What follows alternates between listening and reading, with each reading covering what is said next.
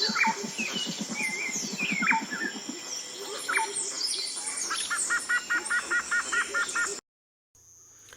good evening, ladies and gentlemen. I am Bruce McDonald, and this is the Talamanca Review.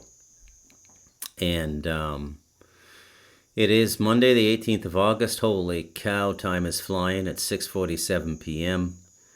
And I skipped podcasting yesterday, but I don't really think I made a daily commitment to anybody, did I? But I'll try, Well, let's catch up with Bruce a little bit because it's a nice way to begin podcasts. So I'm going to be having a whatchamacallit,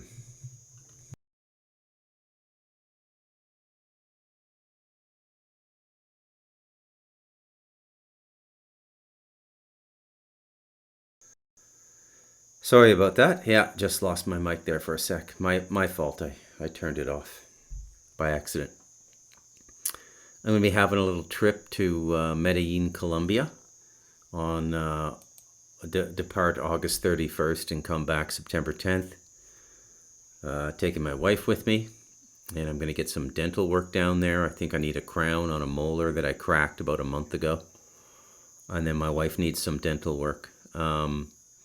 So it's even cheaper to get your teeth worked on in Colombia than it is in Costa Rica. And Costa Rica it's pretty cheap. It's about a quarter of the price of North America, and the standard of care is equal. And same thing in Colombia now. You can go online right now if you want and go dental tourism Medellin, Colombia, and see some of the websites that pop up.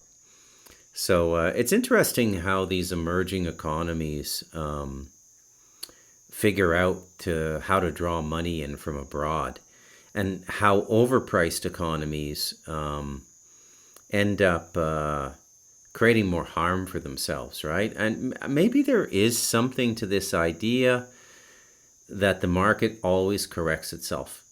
And now the global market is correcting itself, right? But then again, North Americans are so poor now, from Costa Rica to Colombia, it's a 2-hour direct flight with Avianca. I got 10 days in a beautiful apartment, Airbnb, for I think like the equivalent of $250 for two people. Well, it's like, if I were renting it, I guess that would be $750 a month. But that's remarkably cheap for an Airbnb. You can't find a decent apartment Airbnb in Costa Rica now for less than $120 US.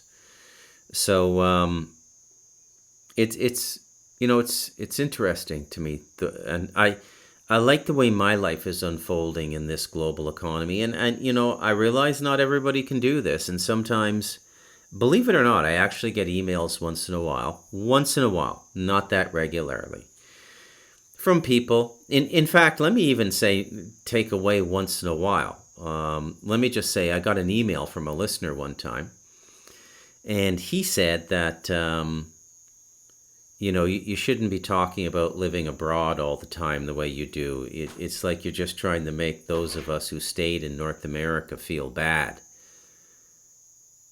And I thought to myself, okay. And what I've learned over the years, whether it's hearing a criticism on a book I wrote, like I've been publishing since 2007 in Canada, and when you have a public voice, even the tiniest little public voice, between YouTube, Spotify, Substack, Apple Podcasts, and a few other distribution points, the Talamanca Review has maybe 600 or 700 listeners per episode. Now, some of them get up to 1,500, 2,000.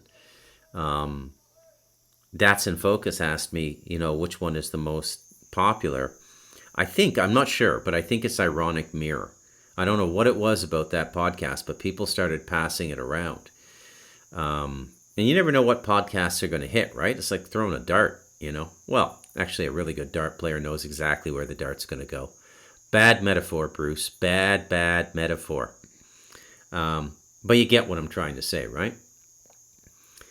And this listener, I actually know him personally. So I've spoken to him off air a number of times. And he just sends me this angry email one time, just going on and on and on about all this crazy shit. And I'm going, buddy, I'm just living my life here, you know? And I find it interesting that an American would react that way when you've been pushing your lifestyle out to the world in movies, rock videos, and television all over the world, flaunting your standard of living in the 80s and the 90s and the 2000s, while the whole rest of the world sits back and, gets really jealous. So I found it interesting that I'd get that comment from an American.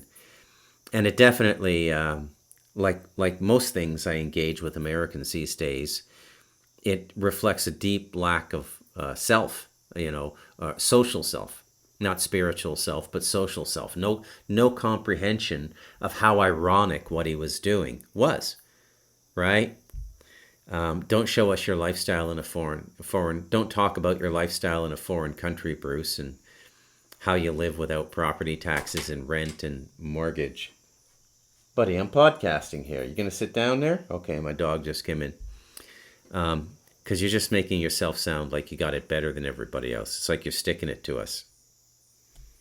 After, I'd say the United States started doing that to the rest of the world in 1950 with Elvis, right? So anyways, you can never figure people out. People are strange, man. And they're getting stranger by the day. Okay? So I'm going to Medellin. Really looking forward to it. Got a great Airbnb smack dab in the heart of Medellin. Taking my wife. She's really taken to the traveling. She loves it now, right? Why wouldn't she, when you think about it, right? But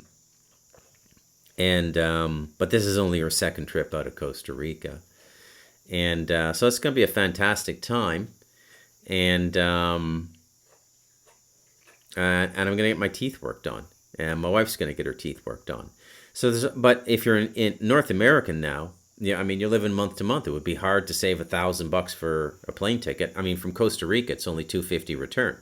I don't know what it would be from the U.S. or Canada.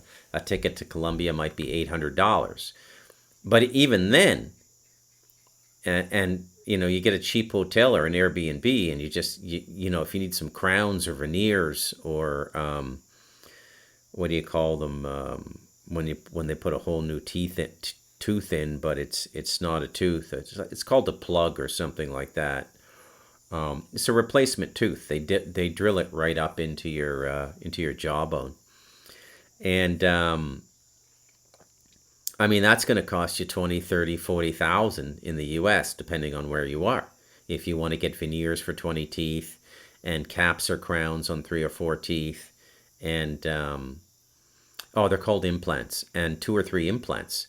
And this is quite normal for people in their 50s and 60s. You need your 5th decade and your 6th decade, you're going to need some dental work. It's like, I don't care how well you take care of your teeth, you're going to need some dental work, okay? So it's still worth your while if you're American or Canadian to fly down. The business has come through. We will be starting the roundhouse. It'll sleep 10. It'll be the biggest roundhouse on the reserve. My friend Eduardo will be building it with his 6 brothers-in-law, and I won't own it, but I will have access to it whenever I want, and I will be allowed to bring tourists there to sleep and walk around on the reserve with a guide, which is a very rare thing because the Quebecar have been a notoriously isolated tribe. Okay? Everybody knows they're here. You can see them in town from time to time. Some of them leave the reserve and go to university. In fact, I'd say about 5 or 10% of them have university educations now. But what I mean by isolated is they have not bought into the modern world in any way. There's other tribes here in Costa Rica, like the Bribri.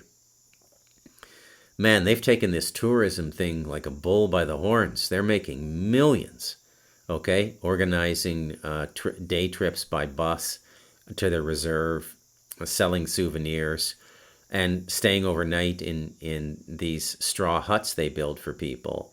Not really their traditional way of living, but close enough. And they do it all within like 45 minutes of popular beaches, right? So they know what they're doing. They're what I call casino natives, right? But the Quebecar are a different breed altogether. They're fast. You can read up on them if you want. Cabecar, Cape Car Natives, Costa Rica. Fascinating people. So this is a very unique opportunity for me and my son. And then I've got a Costa Rican partner who will simultaneously be marketing the business domestically for Costa Ricans. So you come up here, you come up and, so your dates are planned. You're, I don't know how many people, let's say 4 people. You come up here, you spend a night at my Earthbag house, you eat, relax, watch a little Netflix, sit on the patio, talk to your friends, whatever you want to do, have a beer.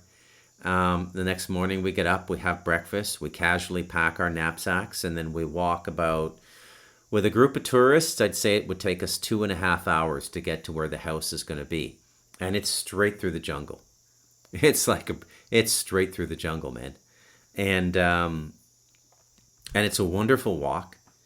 You got to be looking the lead walker has to be looking all the time. That's always got to be a native.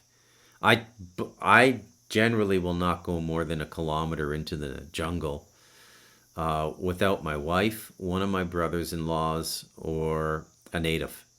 You got no business in there if you're not born to it and raised in it. It's just so much shit that can go wrong in there. It isn't funny. And then at the same time, you could just say that that's a stupid fear, because there are no stories of like people being attacked by jaguars. There's no stories. Go to Google and look up Jaguar attacks human Costa Rica and ask yourself how many times it's happened. It doesn't happen. People do get snake bit. A lot of people get snake bit in this country. And in fact, that's a great question to use my wonderful new AI on. So let's do that. How many people get bit by venomous snakes in Costa Rica every year?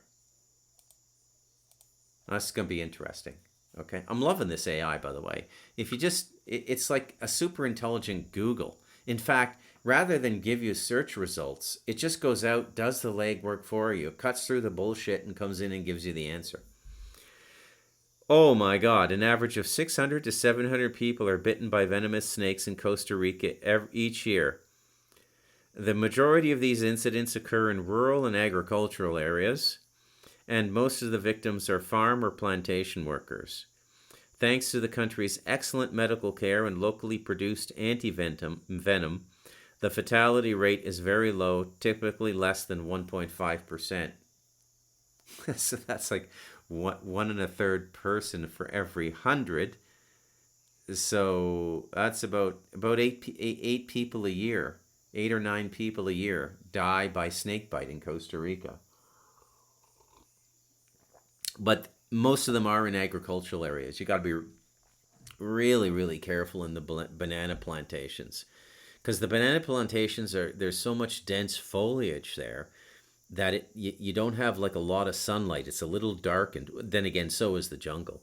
Anyways, this is all my way of saying I don't go in there without a qualified person, okay? And they take lead. And I'm always on a path that people walk at least 5 times a week. Okay, so it's a well-trodden path, and you got maybe 1.5 feet to your left and 1.5 feet to your right, and there's no branches touching you. As you go up a little bit, the foliage comes in, and it forms a canopy. When you're in the jungle, it's like walking through a cave of leaves, is how I would say it. And when I go in with Eduardo, he calls it out. He goes, culebra, and he just keeps walking, and he points with either his right hand or his left hand. And there's a snake on the left side, and you walk by, and there's a coiled 2-meter terciopelo, what you folks might call a fer-de-lance. And if you don't bother them, they don't bother you. Now, the plantation workers get bit so much because they're pushed to work so hard, like they're running to get those bananas to make a decent weekly income because it's based on the weight you carry. It's not an hourly wage. And so the guys that really hustle, they make pretty good money. They can make $400 US a week but they're hustling, and you can't really do it beyond like 30, 35 years old. It's almost like pro sports, right? And the people who excel at it the most are Nicaraguans, and Nicaraguans are imported en masse here to do the hard work in Costa Rica. Costa Rica is not really a hard-working country. The Costa Ricans themselves. Most of the hard work is done by Nicaraguans. Where the hell am I going with all this? Oh, yeah. So I'm starting the business, and all of this it's all happening at the same time, like my residence and all of this. So you can see now. I want to go back and do proof of concept now. So you remember when I did the podcast about going to get my fingerprints? I think it was like 3 months ago, and I told you I hit this wall of resistance. A wall of resistance is where it's almost like negative synchronicity. Okay, so people always describe synchronicity as a spiritual experience. Oh, the probability of this happening is like, oh, you couldn't even come up with a probability if you were to run it through a supercomputer. It would be in the trillions. It's a miracle. This is beyond coincidence. It's a synchronicity, which is a meaningful coincidence, and it's a word that was invented and deployed by Carl Jung, the psychoanalyst. And I think it's a worthwhile word. Now, it's interesting also how you saw Carl Jung. He went more spiritual, and Sigmund Freud was all about nailing us down into Jewish materialism and Kabbalistic slavery of the goy. And that's really what that was, and I'm not going to apologize for saying it that way. So, I'm really excited about all this. I got to go out and buy, I don't know what the prices are, but probably anywhere between $500 and $2,000 US worth of camping equipment, because when we get to the main base house, the roundhouse, we're going to use that as a base of operations to go for deeper treks. Okay, so you go 1 or 2 days into the jungle from there. And we're going to do all kinds of stuff. I got to get this all written up in the next month and a half. Gonna do night hikes when we're on the reserve. So when the sun goes down at 6 o'clock, you have a bite to eat, a cup of coffee, and then the natives come in with flashlights, and everybody's got a flashlight, and you go for just like a 2-kilometer walk on a path through the jungle at night, which is a completely different experience. They have night hikes in all the national parks in Costa Rica, because you see stuff you don't see in the day. It's very interesting. So it's a time of optimism for me, actually. And I thought I'd share it with you because I think positive energy is infectious, and I hope you feel good that I'm sharing it with you. So yeah, it's cool. And obviously, when this is up and running, you folks are all welcome to come. We don't have it priced out yet, but I think like a basic package, coming here for a night, eating, going to the reserve, sleeping in or around in tents around the roundhouse, and spending a day on the reserve and coming back, like 2 or 3 day packages. I don't know, $400 or $500 per person. We might have a couples deal. I don't know. I've been doing all my pricing too. It's amazing. I mean, there's national parks in Costa Rica that charge $180 US for a day hike. That's you got to get there on your own. There's no hotel. There's no breakfast. They might have a lunch, but it's just a day hike. And the reason the prices are rising is, I guess, I don't know what the exact title of this ministry is, but I'll appropriate the Canadian title. The Ministry of Natural Resources in Costa Rica is, in some of the parks, is actually saying, okay, this is too many people visiting on a daily basis. You have to curtail this. And what happens is, you got X number of people who want to go walking through the rainforest in a national park, and you only have X number of spots. What happens? Well, I'll tell you what happens. The same thing is that happens and creates people scalping concert and sporting event tickets outside coliseums. That's what happens. Not that they're scalping. I mean, the prices rise is what I'm saying. Now, our area, which is vast and a UNESCO heritage site and one of the richest and most biodiverse parks in Costa Rica, has previously been inaccessible to tourists because it is the territory of the Quebecar, and they have not gone after tourism until now. This is a big deal. Me and my son have been trying well, not trying. he's going to call me when he hears this podcast at work and bite my head off. Not trying for 10 years, but it took us 10 years to get to this point, okay? But we're now in a position to do something really exclusive because we've built up relationships with all the people here. The mayor, okay, my wife's on the city council. I know the mayor. I know the mayors of the 3 cities around me. I know all the police chiefs. I know all, I'm not even going to say it, but all the people that the DEA is looking for. I know them. I know everybody here. Everybody likes me, right? I've met the Quebecar, been friendly with them. Now, they've been pressing the hardest. They would come about once or twice a year. They would come to my house, sit down, have a coffee with me, and say, "Bruce, when are you going to start the tourism?" And I'd be like, "Eh," and I'd be in the middle of like Light of Darkness or something in 2020, and we'll see. And then I just decided, when I decided to get my residency, I decided that was the right time. And also, look, it's not all on me, okay? Because it's hard to do things over here because everybody fights. Everybody fights over here, okay? So the Costa Rican families fight. The members of one family will fight. And the reserve is not immune to this. So in the past, when I tried to get something going with tourism, I was always dealing with one clan. And a clan might be 50 people in one family, from the elders down to the newborns. And they don't work well together. And as soon as I would start working with one of the clans, and it's like psychically, it would go to the other clans in my pueblo here, Dos Ramas, and they'd come to my house. And they'd say, "You want to do something in tourism?" And I'm like, "Does he know I've been talking to so-and-so? How does he know that?" It's like they're psychic. But it's just a big gossip chain up here.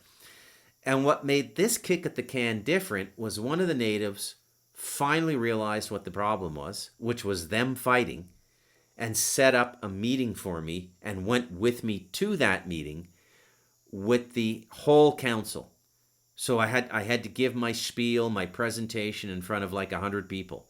And these are the university educated Quebecar, the PowerPoint presentation Quebecar, okay? And they gave me the blessing. But it took this long because in the past it was just the families fighting with each other. Money is like a virus over here, man. I'm telling you, it's like a virus. It never ceases to amaze me. So my buddy Eduardo, who is a Quebecar, he slept over here last night with his family.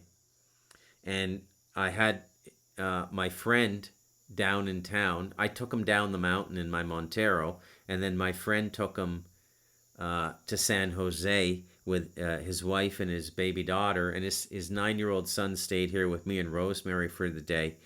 And he had to go, and he was getting his license upgraded. The natives have a special license agreement with the government, which is collective, and so they can all carry arms because they live in the jungle. You have to have arms in the jungle, okay? And shit does happen there on the reserve. I say nobody's been attacked by jaguars or anything, but the Quebecar have had their in the 10 years I've been here, there have been a couple of incidences where they've had to hunt and trap jaguars, okay? Because the jaguars get used to coming into the reserve area around 1 or 2 families every night, or, at least once a week, and picking off a goat, picking off a pig, or picking off a dog as their meal. And so they start to feast on the reserve. And when a jaguar starts doing, and it's quite something, you hear it at night. You hear the animal squeal, you hear it being dragged off into the jungle. It's like a horror movie. And so they all got to be armed up there. So Eduardo went and got the license renewed today in San Jose. And his 9-year-old son stayed with me and Rosemary. And I said, "What do you want to do?" I said, "Well, I can get my iPad out and we can practice English. I can teach you a bit of English.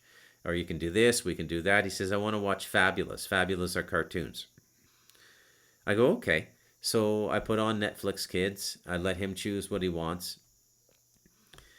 And he watched cartoons for like um, from 9 o'clock in the morning to 5 o'clock at night without interruption. I never seen anything like it in my life. And I'm pretty sure, except for short 30-second clips on on a cell phone or something, I think this is the first time he's ever seen TV. He was talking to the TV. He was laughing out loud so hard I could hear him in my bodega here in my office. And I would go and I would look through the window. I'd go, I think this is the first time he's ever seen TV. Because, I mean, he was just like pointing at it like, oh, yeah, yeah. And he's by himself. And I'm going, holy cow. So I asked him, after lunch, I said, Francis, have you ever seen cartoons on Netflix before? He goes, no. And I'm thinking to myself, what would that be like? Because in North America and Europe, kids are put in front of a TV at 6 months old. Put a bunch of pillows around them so they don't fall over. And they're put in front of a TV when they're 6 months old.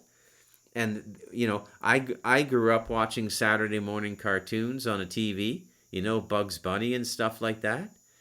It's mind-boggling to me. But to be 9 years old and never have seen a cartoon before, it's kind of amazing. Yeah. So that's a big catch up with Bruce, okay? Oh my God, that's half the show. I went too long. I had a whole show planned tonight. Maybe I'll do a long one tonight because I don't have any tech writing to do right now. In fact, I don't have anything to do right now. So maybe I'll do a longer podcast tonight. And then Medellin. I've been checking out everything, man. So I pinpoint my Airbnb in Medellin, and in the nearby thing on Google Maps, I go Adidas outlet. Now, you always see me in these cut-off t-shirts. This is the most comfortable thing on the mountain, by the way.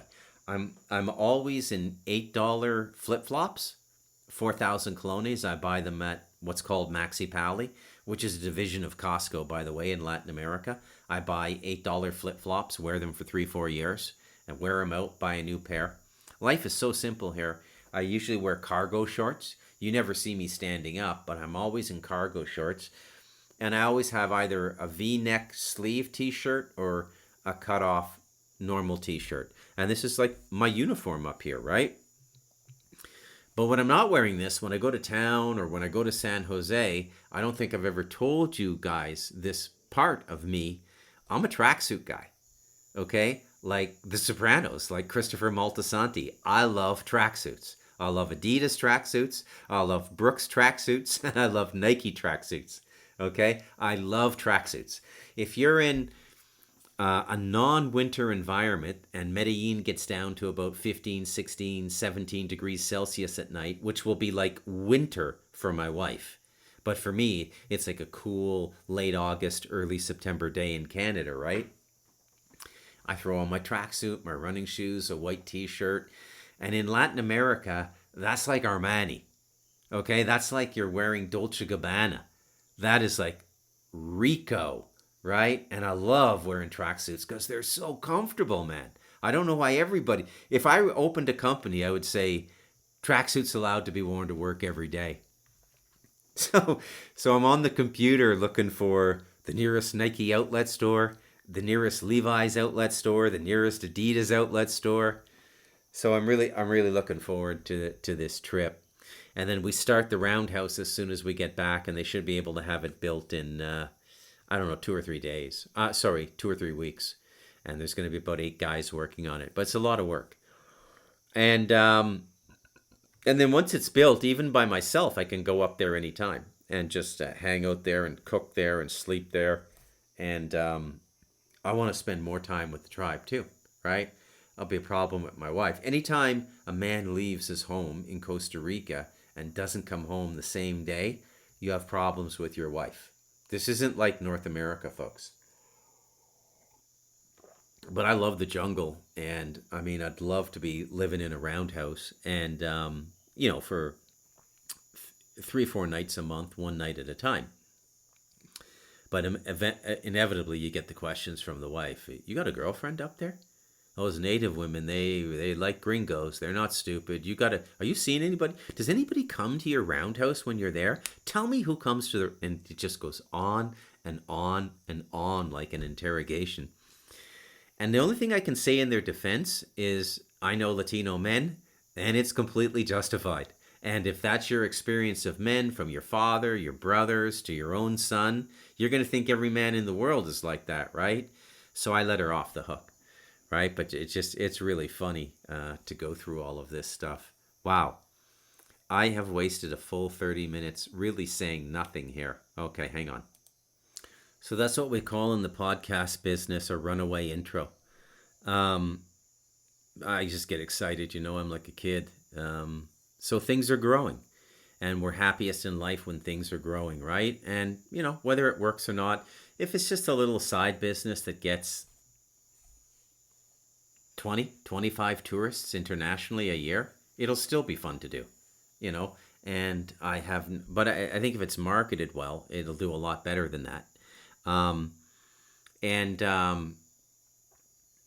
not quitting my day job, folks. I'm going to keep writing as a grant writer and a technical writer, and I'm going to look for work in San Jose as a team lead and a manager of a communications department and a technology department, and become the corporate elder I'm meant to be at this time in my life, but in Latin America.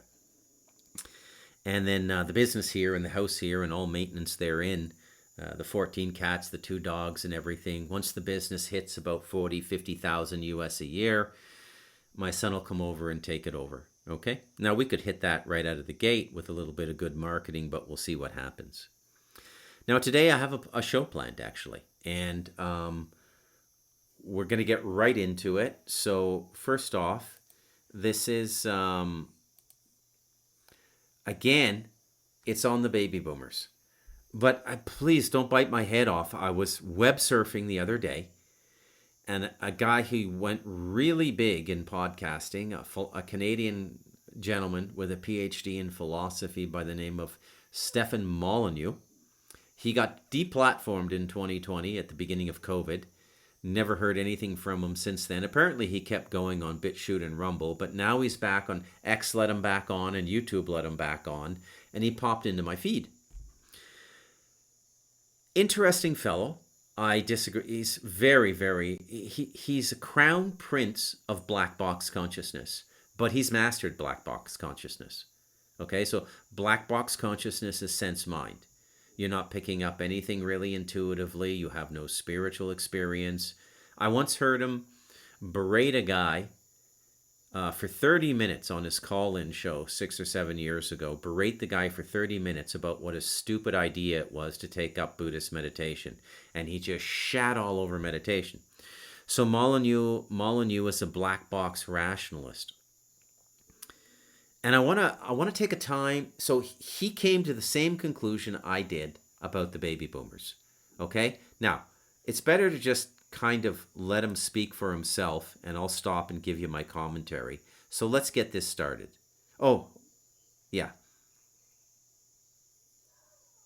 So to understand the boomers, it's important to understand the nihilism and then the hedonism that comes from a catastrophic fall from moral grace. Because the modern world is largely a technocratic semi-dictatorship hanging on to vestigial freedoms by the skin of its teeth, it's hard to remember, or it's hard to understand, not to remember, it's hard to understand the wild and not unjustified optimism that the West was experiencing from the 18th to the early 20th century. It's almost impossible for us to comprehend what was going on there. So I'm going to tell you a little bit about all of this. I've done quite a lot of work on 19th century, 18th century history, so I'll try to keep it non-technical, of course, right? We want to keep it digestible and hopefully a smidge entertaining, but it is really important to know what was taken from us. So, almost all of human history was wretched, tooth problems and illnesses that couldn't be cured until the late 19th century. You were safer not going to a doctor than going to a doctor. Dentists only had pliers, and that was about it. Okay, this is another thing I don't like about him. He's a modern chauvinist. So he's a big believer that the 20th century is the greatest leap forward in human history. I'm not sure that's true. I mean, I'm starting to believe more and more that there's something going on this planet in which I don't think 2,000 or 3,000 years of continuous history is possible. Okay? I'm not saying I believe Jason at Archaics. I'm not saying I believe in Tartaria. But I've seen enough now, and it's interesting because I've sort of queried this in my spiritual life. But my spiritual guidance, which is not guides per se, it's just spirit itself doing what's best for me.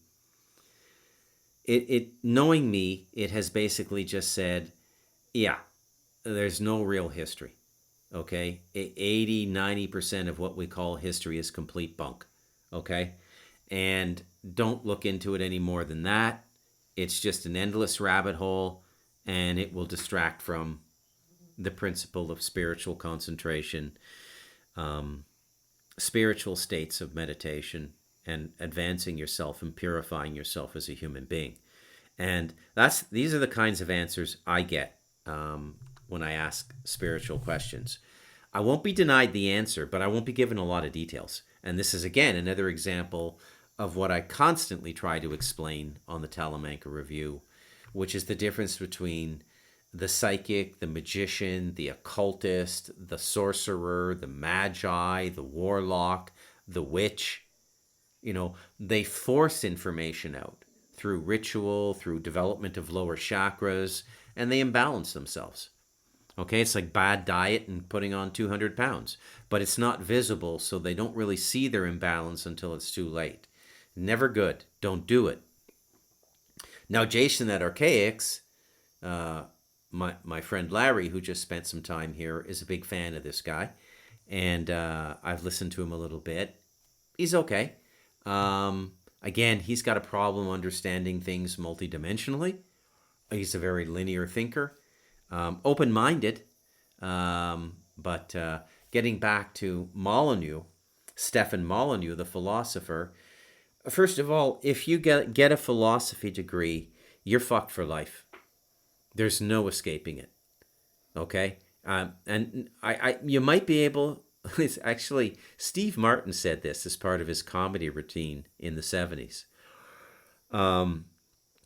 He said you go to college and you get yourself a geography degree, and a year after you're done, you forgot everything you learned. Same thing for a history degree, except the major things that everybody knows. You just might know 1 or 2 points that they can't remember because you took a whole semester on the French Revolution.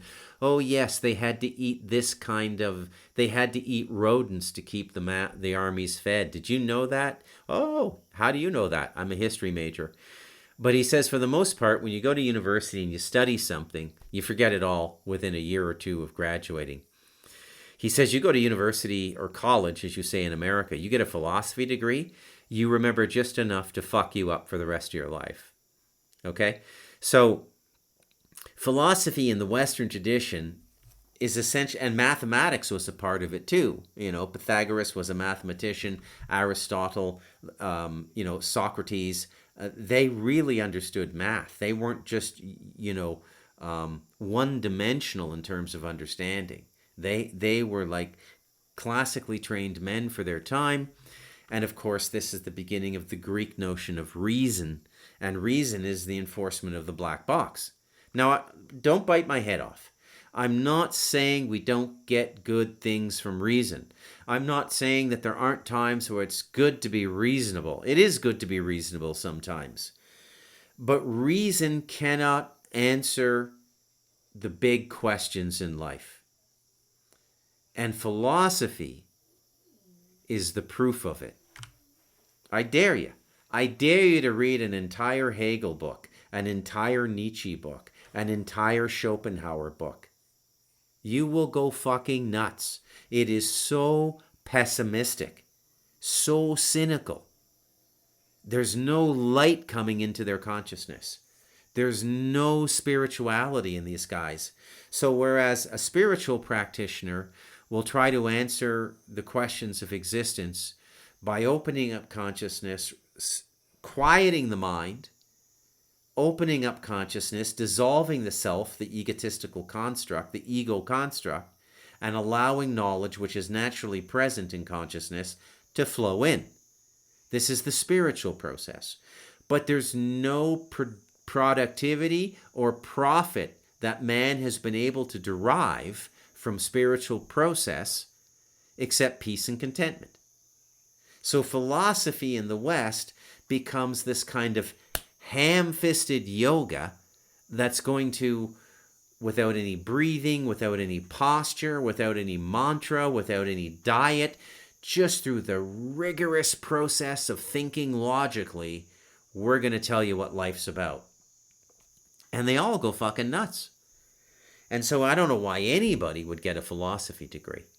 They are, and Molyneux is a PhD. I think he got his PhD from University of Toronto. Let me ask, actually, because that's an excellent question. Where did the popular podcaster Stefan Molyneux get his PhD in philosophy? I'm pretty sure it's a Canadian university, but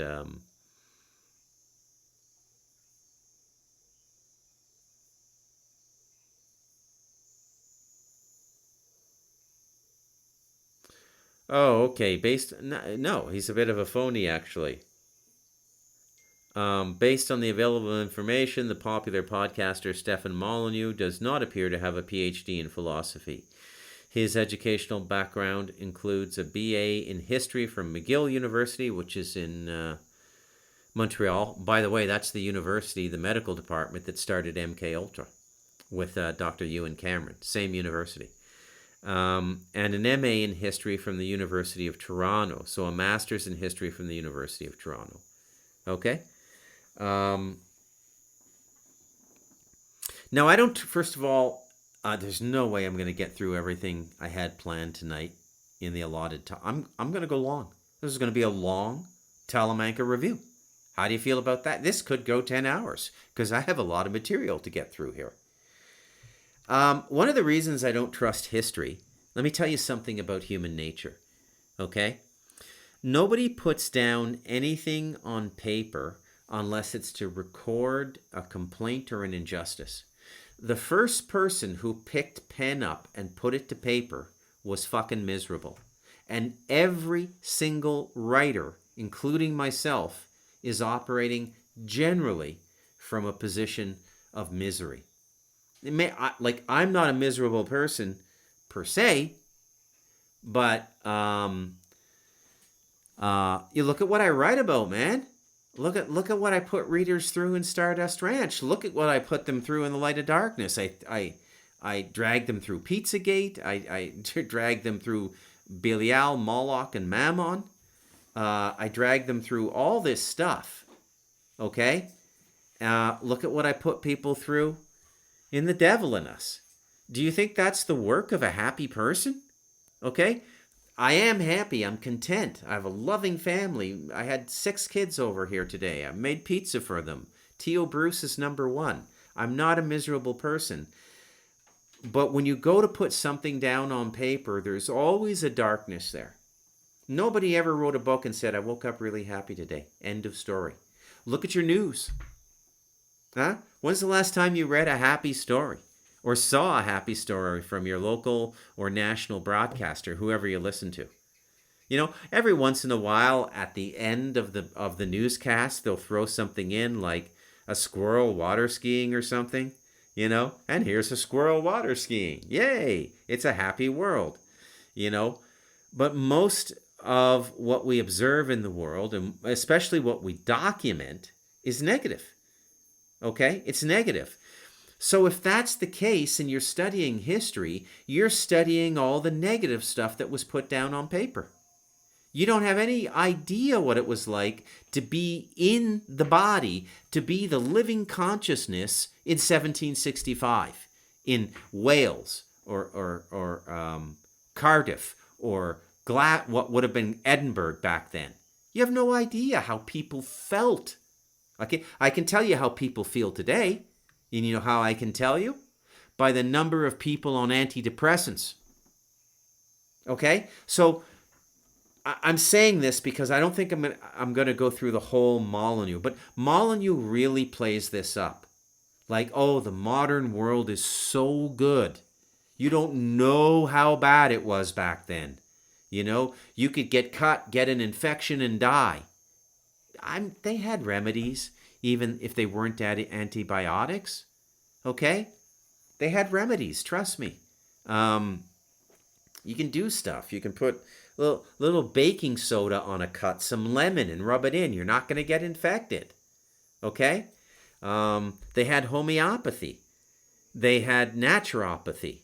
The Indians had Ayurveda, one of the most advanced medical systems in the world for preventing illness. Okay? The Chinese had traditional Chinese medicine, acupuncture. Now, Molyneux laughs at all of this stuff. In many ways, he's the anti-Bruce. Okay? And the anti-Bruce. Which is why I find it unfucking believable that he came to the exact same conclusion about the baby boomers that I did, and threw a podcast out on it like 7-8 days after I did mine.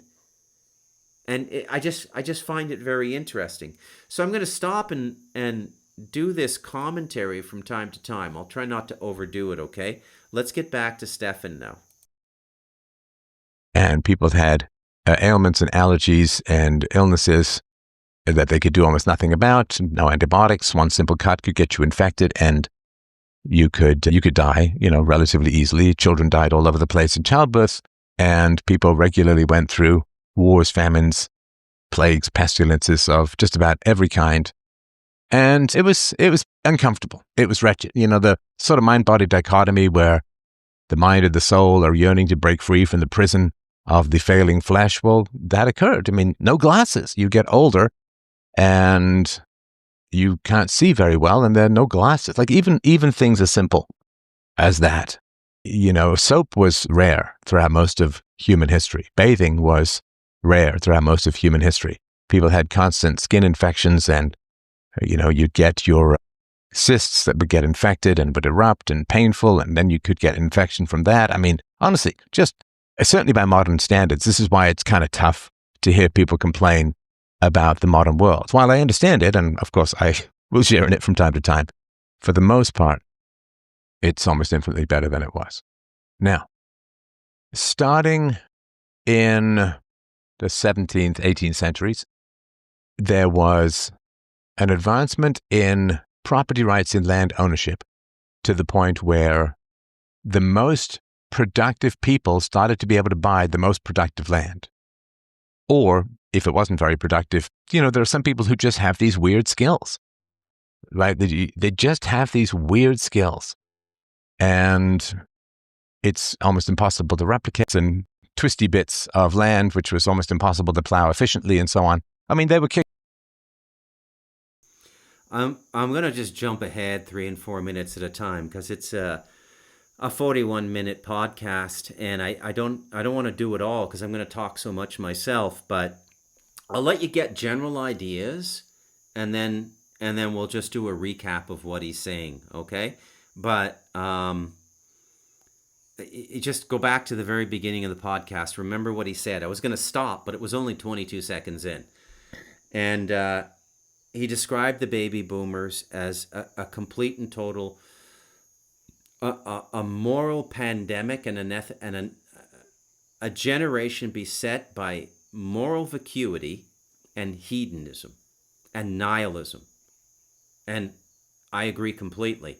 But, okay, I don't want to get ahead of myself. Let Molyneux make his case. Now, remember my case. My case is DARPA. My case is television. My case is Henry Kissinger. My case is the secret space program. Now, this guy, the philosopher, the black box prince, doesn't go to these areas.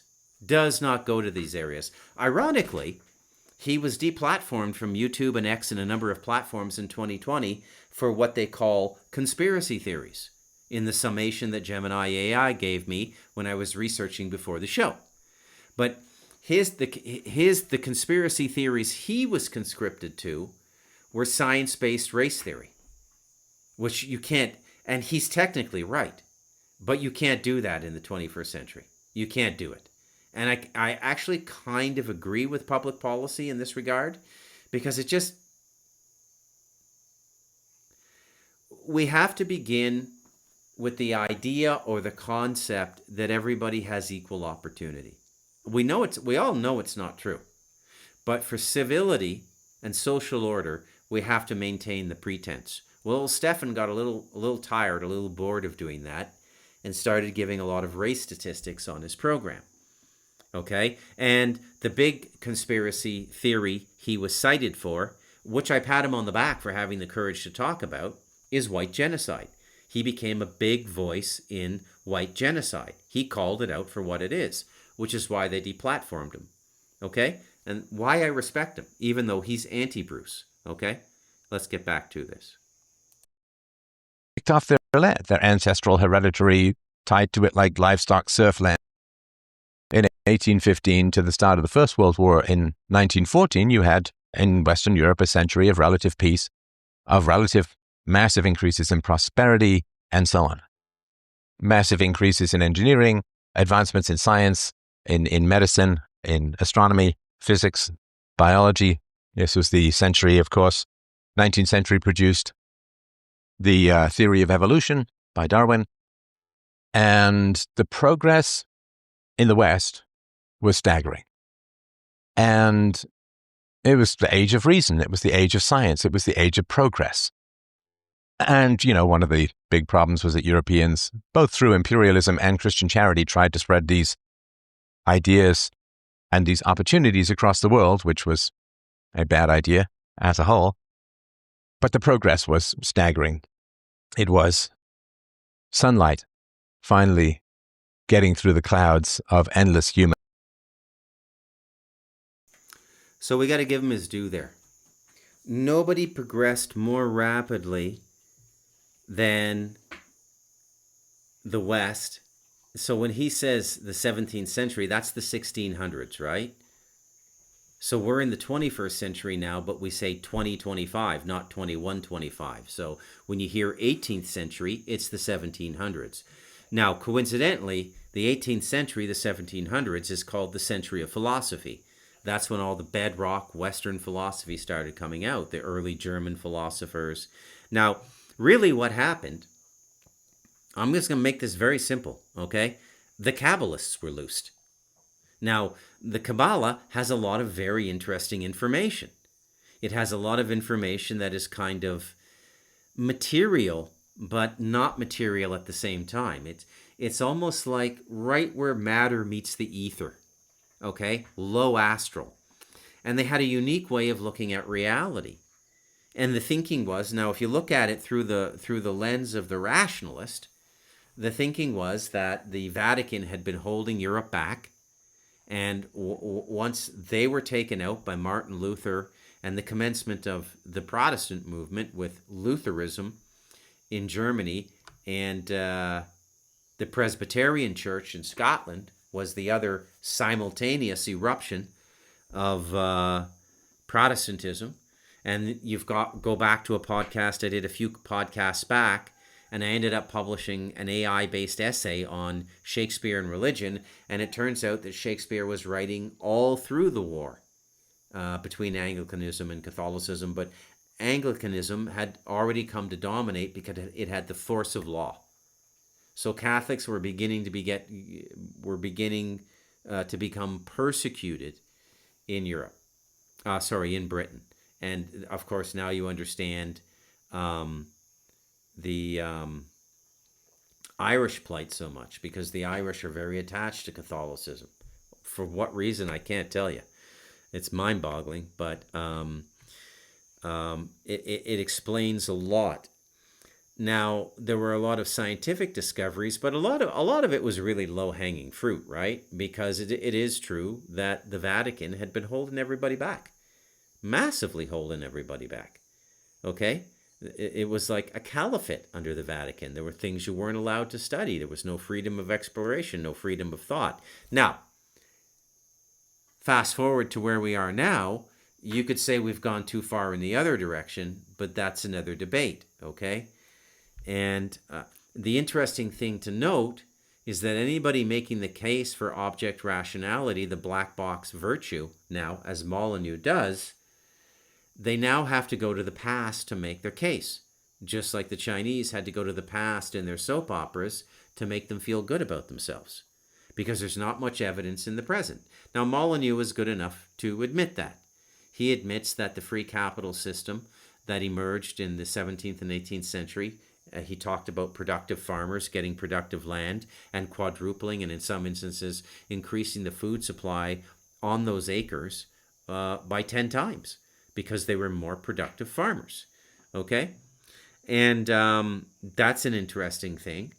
And previously, the land had been state-held by the monarchy and peasant-farmed with no investment of self in it. So anyways, I'm talking too much. We got to get through a lot of Stefan's stuff, so let's get back to it. Horrors and degradations. And the optimism was largely incomprehensible to us. I mean, it was the age of reason. It was the age of muscular Christianity. It was the age of the white man's burden. It was the age of plenty. Now, the 20th century was by almost no one, with a few exceptions, Nietzsche being one, the 20th century was predicted by almost no one. There appeared to be no particular limit on our capacity for progress. And of course, you look at early science fiction writers and so on, Jules Verne, H.G. Wells, and so on, and they predicted a Star Trek-style future of peace and reason and plenty. We are a long way divorced from that, right? 111 years since the First World War started, and the First World War was a deep seismic shock to the optimism of the 19th century. Now, one of the things that happens is when you get peace and plenty, right? You had a free market, the likes of which we can scarcely conceive of.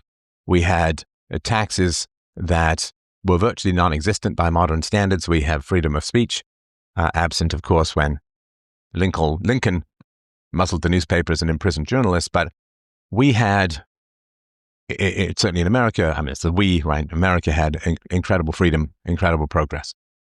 Shining cities were built, rails were built, the beginnings of flight were built, steam engines, internal combustion engine. I mean, it's just amazing, amazing.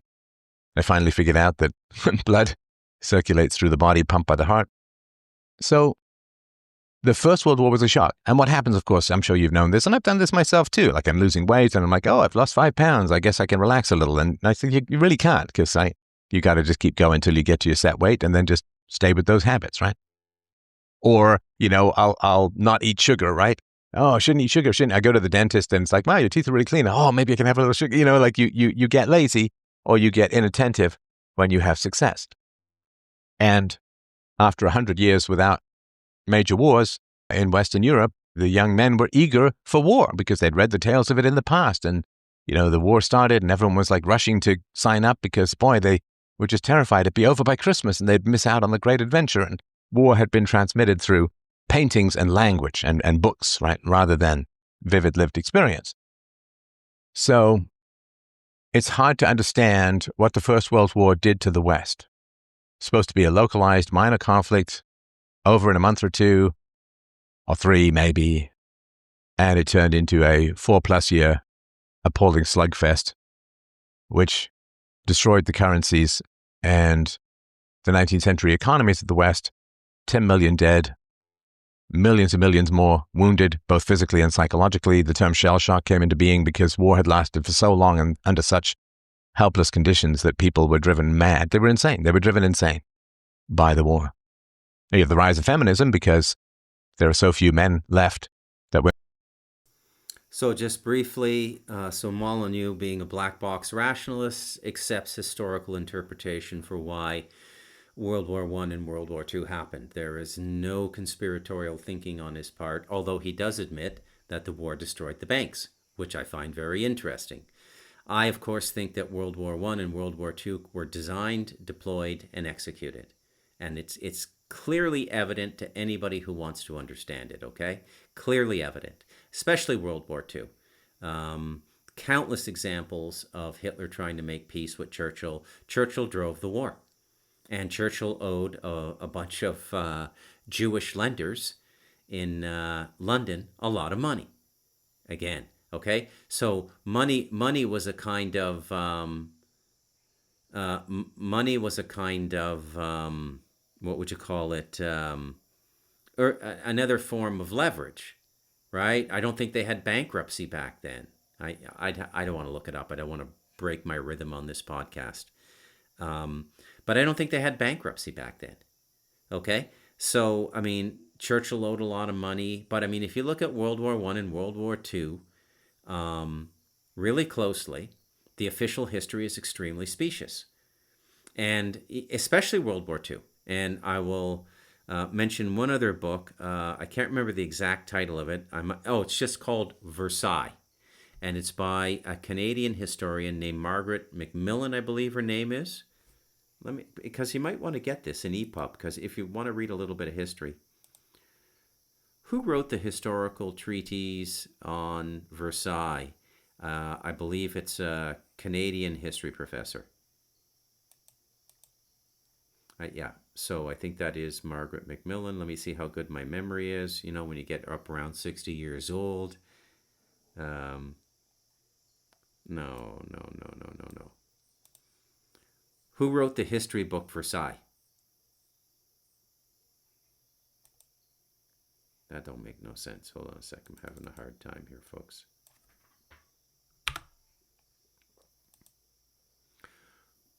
Who wrote the history book on the Versailles Peace Treaty?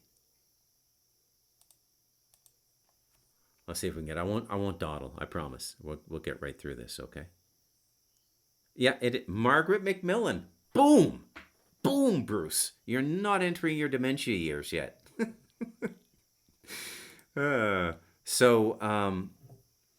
It's now widely believed that they wanted a Second World War, and I believe they wanted to destroy the Germans. Okay, now then they bring in all this crazy space shit, right? Like selected by aliens there, Tompkins. Oh, the Nazis made an alliance with the Draco reptilians. Well, not until World War II, if it's even true to begin with. And they were pushed to it. And they had no way out of the situation they were put in other than to accept annihilation as a culture, which is what would have happened under the terms of the Versailles Treaty, because the war reparations were really severe. Their patent library was just completely taken away from them. You lose all property rights. When you sue for peace, you lose property rights. Part of property rights are patents. Okay? And the Germans had more patents than anybody else. One of the patents they had was synthetic ink. Okay? So they had a whole bunch of patents, and the British just stole them from them. But I will point out, and I don't mean to be a one-trick pony, okay? And please don't call me an anti-Semite. I'm just calling it the way I see it. Back then, the Jewish diaspora in England and London, on a per capita basis, was probably the same or greater than it is now in the United States. So the United States has about 5 million Jews and about 330 million people officially, not including illegal immigrants. I believe the population of Britain now is about 70 or 90 million people, 60 or 70, maybe 90. But that's now in 2025. Who knows what it was back then? But they had a larger Jewish diaspora in London, and it was the Jews. I mean, this is the time of the Balfour Declaration, and Balfour was a wicked anti-Semite. He wanted to give the Jews Palestine to get them out of England. Okay? Everywhere the Jews go, they wear out their welcome. And just like what's happening in America now. And it's because of their rabid ethnocentrism and their will to dominate all public thought through media, through stage plays, through cinema, through publishing. It is impossible to gain a public voice in the Western world now without going through what I call the Jewish gauntlet. I experienced it myself in 2003. I've never said this on air before. I had a 2-book deal in 2003 with Penguin, one of the biggest publishers in the world. Okay? I would have been simultaneously published in London, Toronto, and New York. And both books were tentatively optioned to a film producer who had already done a major film with Kevin Costner. This is me in my mid-30s. Okay? I was set to be a big writer. And I was paired with the most powerful agency in Toronto. I won't say the name. Okay? But let me just tell you, every time you go to these places, you meet some Harvey Weinstein like fuck. It's like a kind of a prototype the Jews pull out of a test tube and drop into every city. And I hated this fucking guy. I blew up in a meeting, closed my notes based on the edits they wanted from my books, left the meeting and never went back. Okay? So I've personally experienced this. I've never said this on air before because I don't want anything I say to be personal. I want it to, it's not what this podcast is about. So these are areas Molyneux could never go. Okay? Because he's a black box rationalist. Okay? All right, let's get back to him. Women need to turn to the government, demand the right to vote. And, of course, it was followed by the appalling Treaty of Versailles. It was followed by a crazy stock market bubble. It was followed by a 14-year Great Depression with 25+% unemployment. And then it was followed by the Second World War, which multiplied the horrors of the First World War, already horrifying enough, almost to infinity. And then the Second World War culminated in the nuclear bombings of Hiroshima and Nagasaki, and then the betrayal by the Rosenbergs of the nuclear secrets of the Soviet Union, followed by the Soviet Union under communism, which had spread across a third of the world, the Soviet Union threatening the Cold War, and everything was turning to absolute shit. Communism had absorbed the Soviet Union very quickly after the Second World War. It absorbed China, of course. It hit North Vietnam, North Korea. It hit Cambodia. It hit Cuba, other places. And as the saying goes, during a time of extreme war, the only expediency that the Western powers failed to enact was cannibalism, and that's only because it was of doubtful utility. And what happened was, in the endless horrors of the 20th century, 250 million people murdered by their own governments outside of war. 90 to 100 million people slaughtered by communism. 50, 60 million people slaughtered in the 2 world wars. The rise of taxation, the destruction of the remnants of meritocracy in the free market, and the wild optimism, which for the first time in human history overtook the human mind. The wild optimism of the 18th and 19th centuries was destroyed by the middle of the 20th century, like utterly destroyed. And boomers grew up being, often trained by communists in the government educational system. I mean, the West really died in the 19th century when the government took over the education of the young, right? As the old saying goes, if you send your child to Caesar, don't be surprised if he comes back a Roman. And if you send your children to be educated by government, don't be shocked when they come back super pro-government. So the boomers grew up in the shocked, eviscerated, disemboweled, seppuku nihilism of the middle of the 20th century. And I mean, there's a reason why people began to leave the church in significant numbers. And of course, part of it was propaganda, but see, propaganda has to have some ring of truth. It has to have something that seems compelling to people. Like, you couldn't start a propaganda campaign about slavery is good these days, right? Because there's no virtue in slavery. It's evil. And people accept that. And so, there has to be a kernel of truth for propaganda to work, or at least paneer of credibility. You might think that somebody is not overweight if they're a little overweight and suck their stomach in, but you'll never think that a 300-pound person is not overweight if they suck their stomach in, right? So by the middle of the 20th century, as the greatest generation, as they were called, were racing the boomers, there was a dull, eviscerated, horrified shock at the helplessness of people. How could it have gotten so bad? How could the world have gone from, the Western world in particular, gone from optimism to just endless horrors? How could all the wealth that was generated through the sacrifices and suffering of the 19th century was destroyed almost to the last dollar in the First World War? So what was the point of all of that? And helplessness is the worst thing when it comes to optimism. And I remember, when I was watching the movie Threads, which was, some pretty agitprop propaganda from the communists, but when I was watching the movie Threads, I was like, I felt helpless. I could do anything they want. People on the other side of the world can push a button and destroy all life on Earth. And I'm helpless. And that's, of course, in the First World War, there was this helplessness. Someone just pushes a button a mile away and you get blown up. Skill doesn't matter. It's just luck. And virtue requires the ability to affect an outcome. And helplessness breeds nihilism and hedonism. So after looking at, 1914, let's say to 1950, after China was lost to communism, after that, well, people said in their heart of hearts, so this is the end result, this is the end product of almost 2,000 years of Christianity, Greco-Roman virtues. The end result has been this.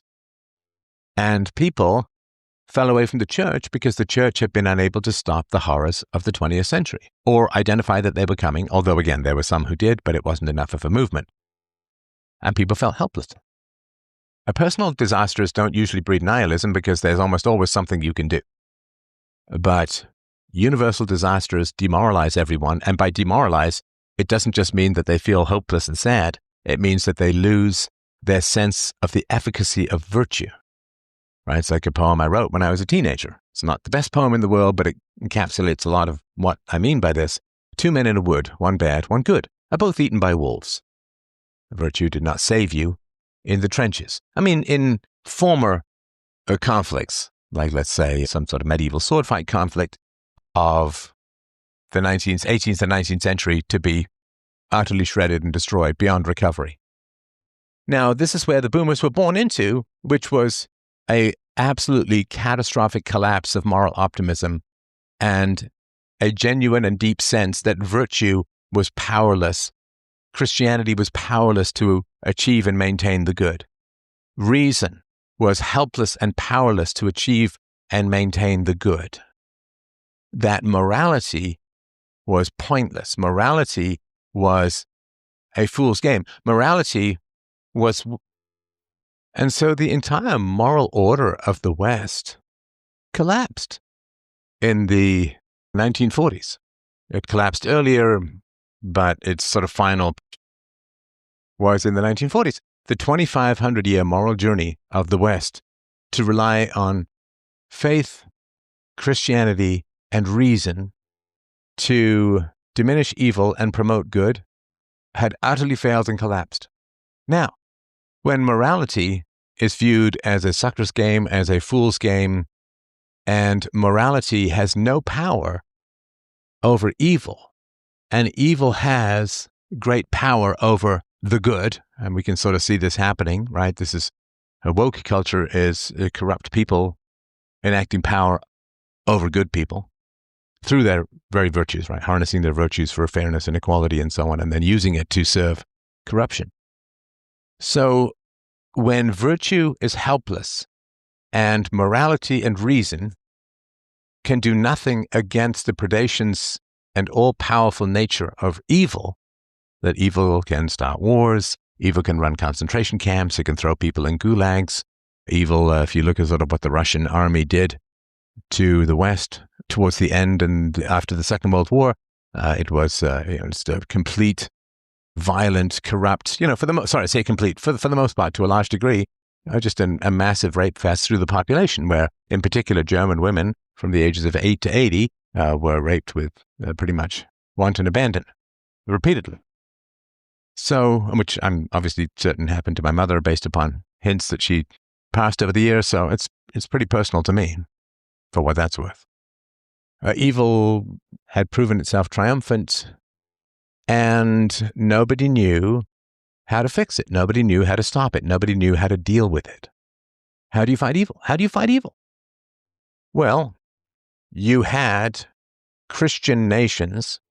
I mean, not Russia, of course, it was under communism by then. But in Western Europe, you had Christian nations who had turned to psychotic levels of wholesale slaughter of tens of millions against each other. Where was God? Where was Christ? Where was Christianity? Where was virtue? Virtue couldn't prevent you from being drafted and sent to die with very little power and control, if any, over what happened to you in battle. You get strafed from above, a bomb gets dropped by a hyena screaming Stuka, a Lancaster drops bombs, like my grandmother, killed in the firebombing of Dresden, one of the first 1,000 plane raids. What could she do? There was no skill.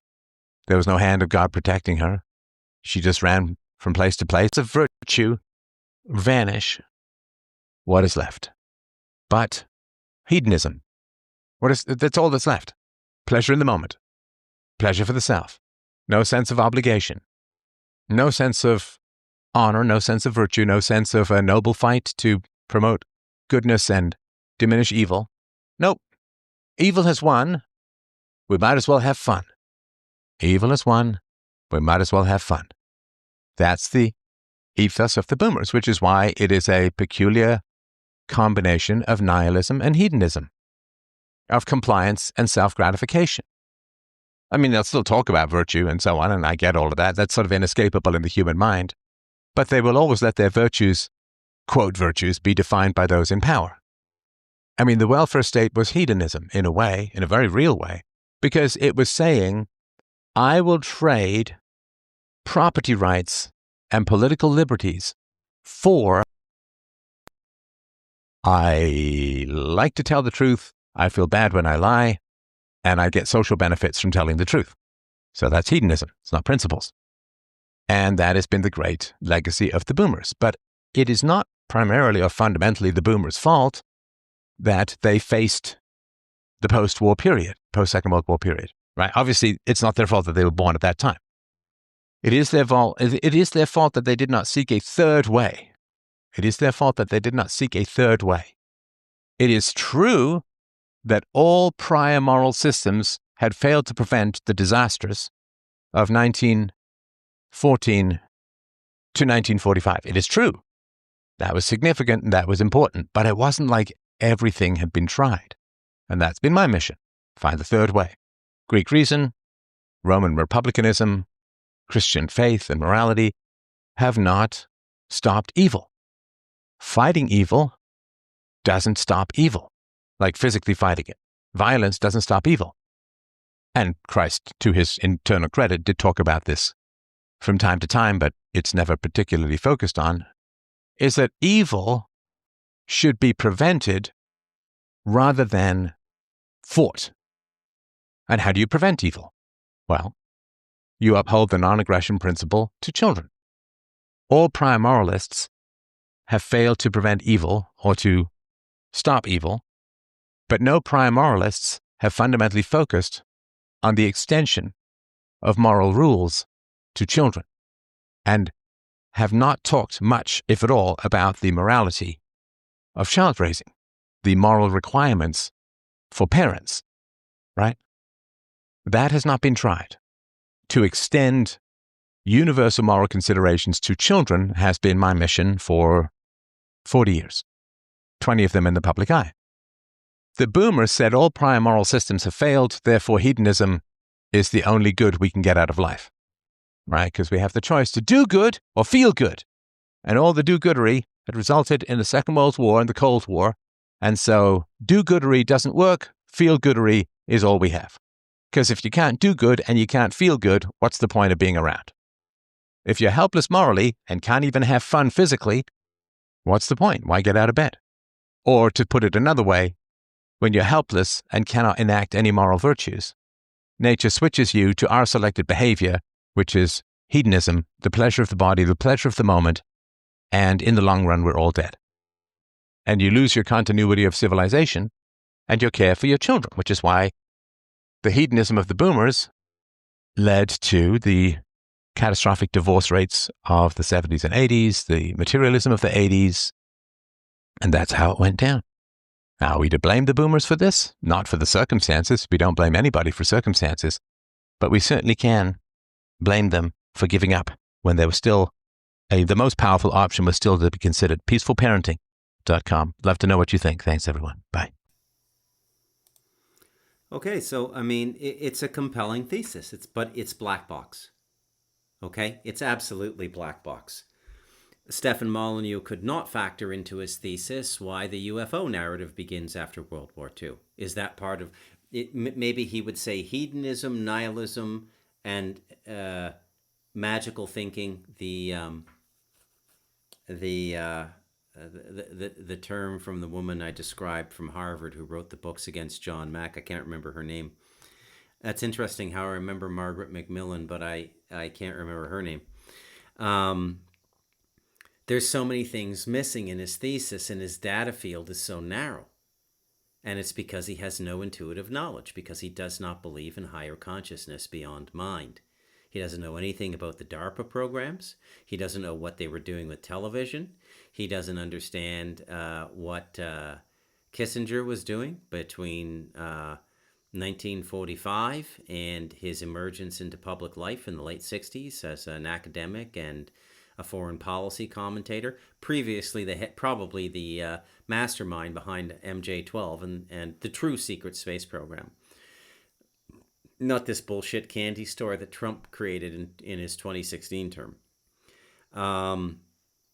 Doesn't explain the deliberate destruction of our food. Now, Molyneux is saying all of these things. Now, you could probably make a black box rational argument to say, well, Bruce, the food companies are all about money. They're not about keeping you healthy and safe. They're about making money. So why wouldn't they put addictive things into their food? Why wouldn't they load up their carbohydrates with corn syrup so you crave them?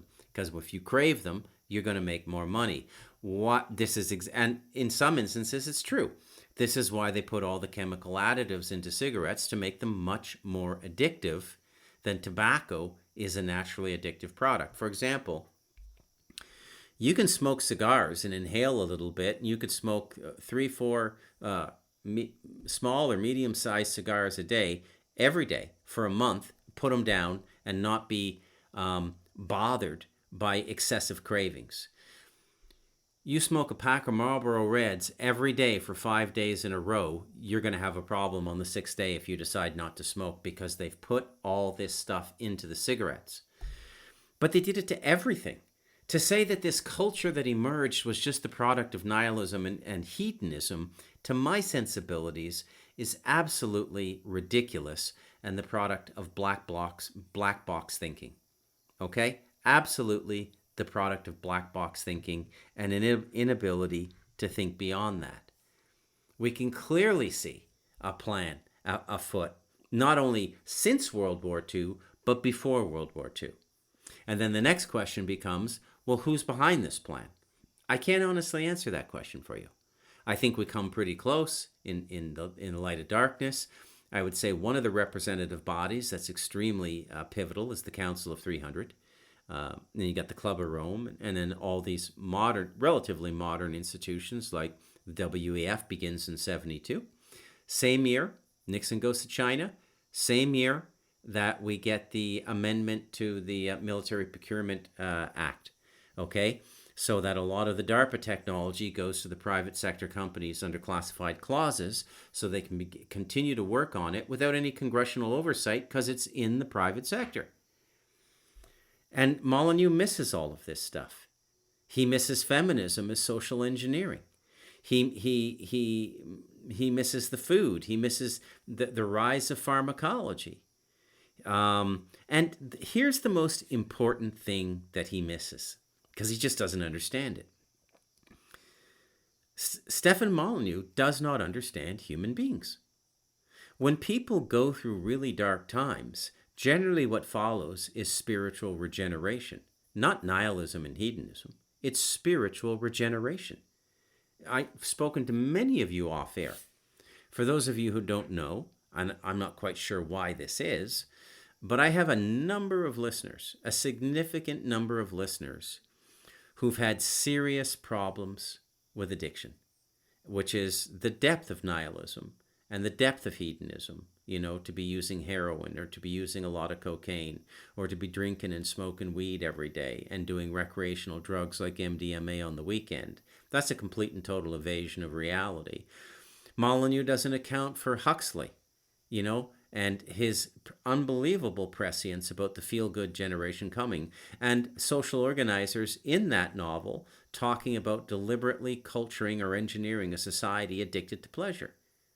He's suggesting that it all happens as a result of some spiritus mundi or epigenetic consciousness that knew nothing but positivity, because the 17th and 18th centuries, the century of philosophy and then the century of industrialization, taught people to be happy and that we would continue to progress. And World War I and World War II came in and destroyed this dream and produced nihilism, and the inescapable nihilism produced the hedonism. It produced Hugh Hefner. It produced Penthouse magazine. It produced Deep Throat with Linda Lovelace, the first major pornographic film made in the United States. There was underground pornography, but Deep Throat was the first major pornographic film. Okay? And then the pornography industry begins.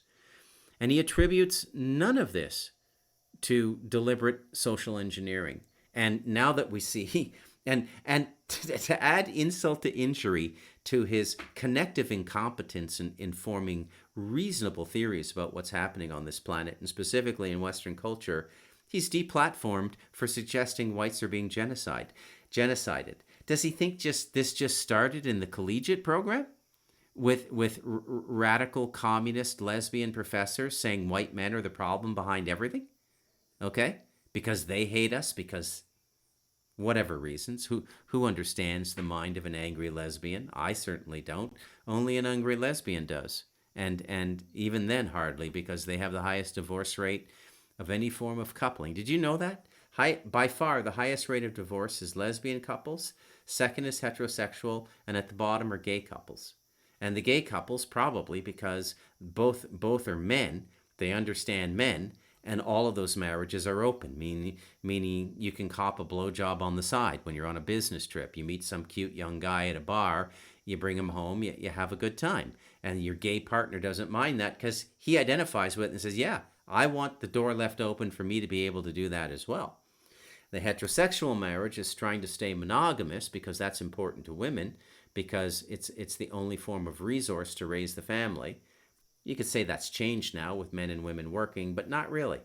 And then the highest rate of divorce is of course, lesbian women, which I find hilarious, actually. So Molyneux misses the point completely. What should have happened after World War II was a spiritual regeneration and the deliberate projection of pleasure onto the society. Go through it again. The Beatles coming out of Tavistock, Laurel Canyon. Who are the granddaddies of decade by decade documentation of government engineering of public consciousness? It's hands down, in the 20th century, hands down, it's Jimmy Jean and Epic Journeyman on Jimmy Jean's Friday Night Show. They've done brilliant work over the last 10 years. And decade by decade, Playboy Mansion. Playboy Mansion was another government operation. Okay? So the real question that Molyneux would never ask, because it would take him outside his black box, is what really happened to the dimensional cohesion and the dimensional integrity and the dimensional sovereignty of human beings in World War II, because something started coming in. Demonic, extraterrestrial, interdimensional. I can't really tell you for sure. I can tell you I've had experiences with all three, okay? But I can't really tell you for sure what it is. Anyways, that's my rather long show for tonight, and